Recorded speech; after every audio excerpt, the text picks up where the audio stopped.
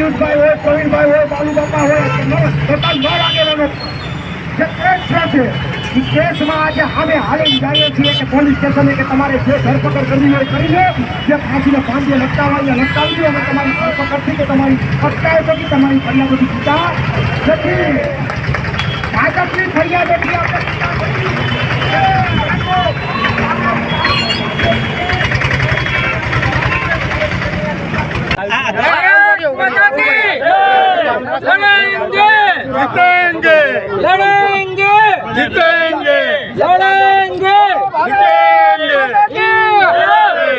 प्रवीण भाई तुम आगे रहो, हम तुम्हारे साथ हैं। भाई तुम आगे रहो, हम तुम्हारे साथ हैं।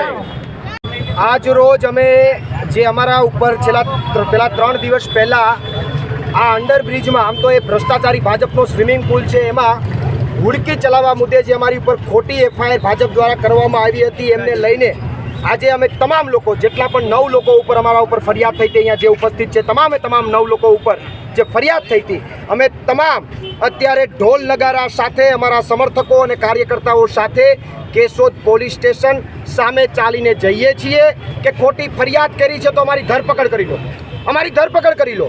જો ભાજપવાળાને એમ હોય કે ભાઈ આ લોકો ખોટું કરે છે તો ધરપકડ અમારી કરી લો, અને એટલા માટે આજે અમે ધામધૂમથી જઈએ છીએ. આજના દિવસને અમે એફઆઈઆર ઉત્સવ તરીકે મનાવવાના છે. ઉત્સવ તરીકે મનાવતા અમે પોલીસ સ્ટેશન જશું અને પોલીસ સ્ટેશન પોલીસને જઈને કહેશું કે અમારી ધરપકડ કરો.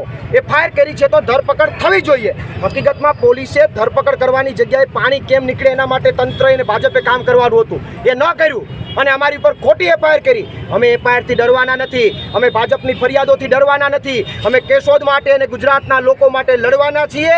આવનારા સમયમાં પણ લડતા રહેશું એનો સંદેશ લઈને આજે કેશોદ પોલીસ